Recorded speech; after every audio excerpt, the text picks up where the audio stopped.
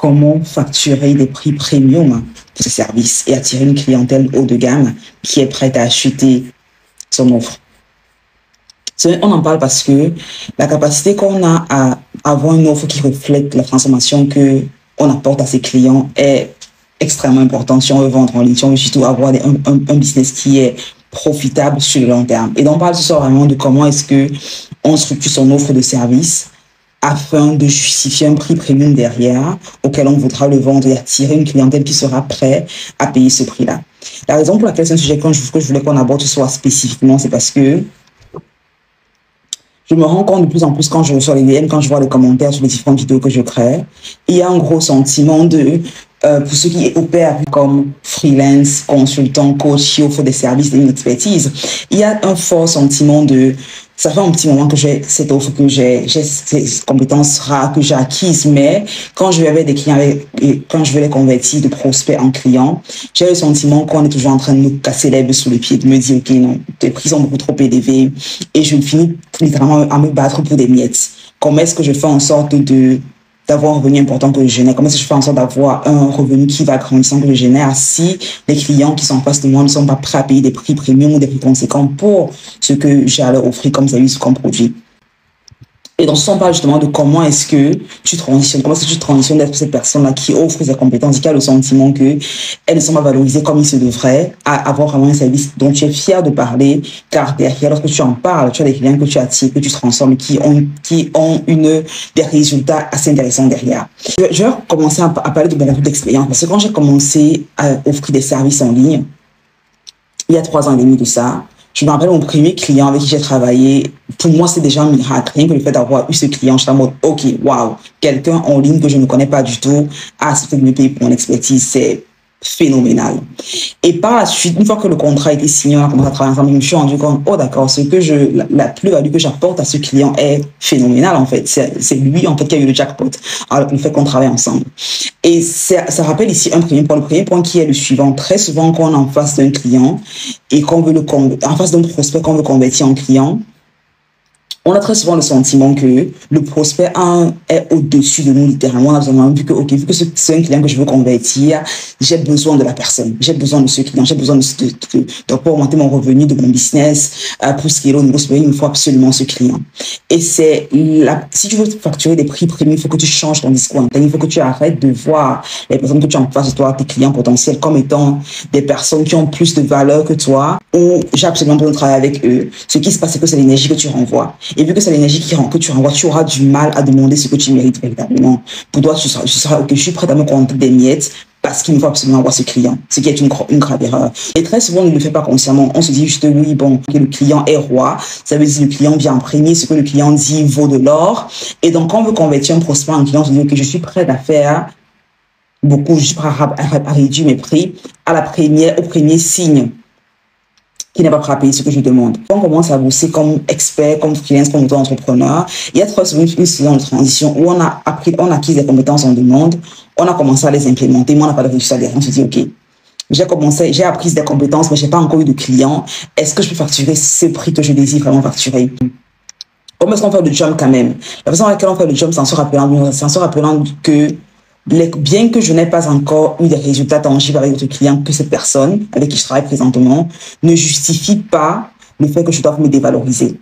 Juste parce que je n'ai pas encore un portefeuille de clients, de 15 clients, de 20 clients, ne justifie pas le fait que je dois me dévaloriser. Car si tu commences à te dévaloriser avec le client que tu as, tu auras du mal à un moment donné à rattraper le tir.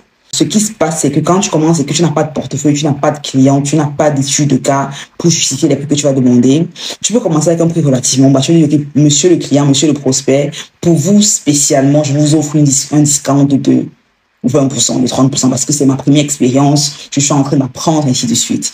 Mais une fois que tu as ta première étude de cas, ton premier avis positif, tu as des résultats que ton client a obtenu, tu veux littéralement aller augmenter tes prix. Et très souvent, la façon la plus rapide avec tu vas augmenter tes prix, ça fait demandant à qui est-ce que je parle en fait. Est-ce que mon marketing, est-ce que ma stratégie d'acquisition de la clientèle est axée vers des clients qui n'ont pas les moyens de s'offrir mes services, ou est-ce qu'elle est axée vers des personnes qui ont les moyens de s'offrir mes services? Car c'est littéralement 2 mondes différents. Si ta stratégie de communication, sa stratégie marketing est axée à à une audience cible qui n'a pas les moyens, tu auras constamment le sentiment que tes prix sont beaucoup trop élevés.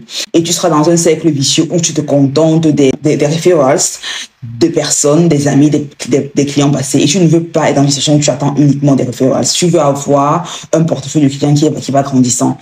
Et tu y arrives en te disant comment est-ce que je crée une stratégie qui va faire en sorte que j'attire des clients qui ont les moyens, qui sont des clients haut de gamme. C'est pour ça que je parle très souvent de l'importance d'avoir un service et d'attirer des personnes qui ne sont pas seulement intéressées, mais qui ont la capacité financière.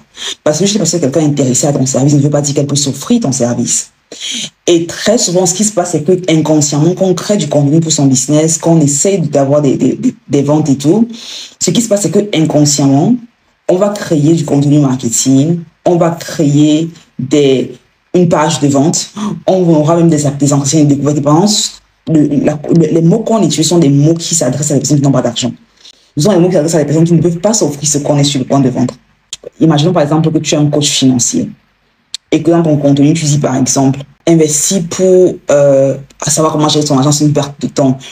Commencez par lire des bouquins, commencez par regarder des vidéos sur YouTube. Tu es en train de subconsciemment dire à tes clients, à tes prospects potentiels qu'ils n'ont pas besoin d'investir en toi en fait. Donc, quel que soit le service que tu es en train d'offrir, demande-toi, est-ce que le langage que j'utilise, c'est un langage qui va challenger, qui va exciter et qui va attirer mon client idéal? Parce que les personnes qui ont des clients haut de gamme ont un discours radicalement différent des clients bas de gamme. C'est malheureusement le cas. Là, c'est pour ça que le marketing d'une boîte comme Chanel sera différent du marketing de H&M ou du marketing de Primark. On s'adresse à deux audiences totalement diamétralement opposées. On s'adresse à des besoins totalement différents. Et une façon à laquelle tu vas justifier un prix premium lorsque tu opères avec des clients, c'est de te rappeler comment est-ce que je me démarque. Comment est-ce que je me démarque afin qu'ils me voient comme étant une solution unique et totalement différente. Car si tu es comme tout le monde, s'ils ont le sentiment que ce que cette personne offre, je peux l'avoir sur Fiverr, sur Upwork, mon cousin du quartier peut également me l'offrir. Si c'est le sentiment que tu renvoies, en fait, ce qui se passe, c'est que ils vont aller ailleurs. Ils vont dire, écoute, rien ne la rend unique, rien ne rend ce jeune homme unique. À quoi bon demander un prix plus élevé? Donc, je vais demander comment est-ce que je fais en sorte de me différencier afin de capter l'attention dès le début. Afin que lorsqu'on prend un appel de découverte, quand ils me découvrent, en fait, ils se rendent compte que ça c'est un service totalement différent, c'est une expérience qui sera également différente. Merci pour les partages, John, et pour les likes. Ça commence par ça, en fait. Car si tu n'as pas la capacité à te démarquer, à montrer ce qui te rend unique, ce qui te rend différent des autres, ils te prendront comme le reste. Et dans l'accompagnement, on parle beaucoup de comment créer sa marque en ligne. Comment créer une marque. Parce que quand tu as une identité en ligne, quand tu as un digital footprint, une empreinte digitale, en fait, ça fait que la personne qui te découvre, en fait, a le sentiment que tu es quelqu'un qui maîtrise ce dont elle parle ou ce dont il parle. Surtout à l'ère à laquelle on vit, on passe littéralement toutes nos journées, toutes nos soirées en ligne, ce que tu as dans le téléphone. Si tu as un service que tu offres, que tu as un business en ligne que tu offres et que tu n'as pas de présence en ligne, c'est qu'il y a un problème quelque part. C'est que tu as littéralement de perdre 95% de revenus potentiels que tu aurais pu avoir. Et pas seulement ça, tu es également de perdre une grosse marge en termes de chiffre d'affaires que tu aurais pu générer. Il y a différentes façons d'avoir un positionnement stratégique que tu fais. Mais tu vas te demander comment est-ce que je fais en sorte que lorsqu'on me découvre, j'ai un positionnement d'autorité. Tu peux avoir 2 sacs à main ou 2 polos. Tu as un polo Zara et tu as un polo Tommy Hilfiger ou un polo Ralph Lauren, d'accord? C'est 2 polos basiques, ils ont la même finalité, mais les prix sont différents. Pourquoi? Parce que quand tu as un polo Tommy Hilfiger ou quand tu as un polo Ralph Lauren, ce n'est pas seulement un polo que tu es en train d'avoir sur toi, c'est une identité, c'est un statut symbole, c'est un style de vie. C'est dire, ok, voilà quel genre de personne je suis. Je suis quelqu'un qui est à l'aise financièrement, je suis quelqu'un qui est opulent, je suis quelqu'un qui est classe, par exemple. Par contre, quand tu as un polo H&M, bon, écoute, tu as un polo, tu as un t-shirt sur toi, voilà, c'est tranquille. Le polo que tu as n'est pas lié à ton identité, en fait.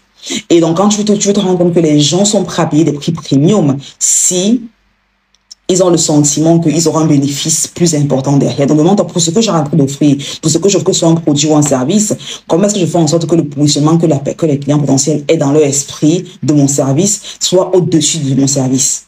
Ça veut dire, si je vends par exemple un rouge à lèvres, comment est-ce que je fais en sorte de positionner mon rouge à lèvres comme étant un outil de confiance en soi, par exemple. Comment est-ce que je peux poser mon j'enlève comme étant un outil d'audace, tu vois? Si je vends, par exemple, un cours autour de X, Y, Z, je ne vends pas le cours, je vends une transformation derrière le cours, je vends une transformation derrière l'accompagnement, derrière mon service, en fait. Très souvent, quand tu veux te demander comment est-ce que je me positionne, demande-toi qu'est-ce que la personne qui recherche, qui achète mon produit, au-delà du produit qu'ils ont acheté, qu'est-ce qu'ils veulent vraiment atteindre? Qu'est-ce qu'ils aimeraient vraiment ressentir? Parce qu'il y a les besoins physiologiques qu'on veut satisfaire, mais également les besoins d'identité qu'on veut satisfaire. Les besoins d'appartenance. Et pour les besoins très souvent d'identité et d'appartenance, on est prêt à payer plus cher que pour des besoins physiologiques. Parce qu'on dit, OK, si j'ai besoin de me vêtir, OK, je peux aller au discount, je vais acheter un short à 3 euros. C'est vite fait. Mais il y en a qui achètent des shorts à 300 euros, en fait. Là, ce n'est plus un short qu'ils achètent. Donc, c'est la première apprendre vraiment que le prix, tu pourras facturer des prix haut de gamme quand tu vas commencer à cibler des clients haut de gamme. Et s'il faut se rendre compte qu'une fois, les clients que tu as dans ton business, c'est un choix que tu fais. Ce n'est pas le résultat de la chance, du hasard, de l'économie. C'est toi qui choisis dans ton business, dans ton entreprise, en fait. Si tu te rends compte que pendant les 3 derniers mois, les clients sont principalement des clients qui ont du mal à payer mes services, demande-toi quelles sont les actions que j'ai prises pour les attirer dans mon écosystème. Quelle est ma communication? Quelle est ma stratégie marketing? De quoi est-ce que je parle? À quelle fréquence est-ce que j'en parle? Et fais un audit concret, parce que je te garantis que si tu fais un audit, tu te rends compte que dans la stratégie de communication que tu as, de façon consciente ou inconsciente, tu les as attirés.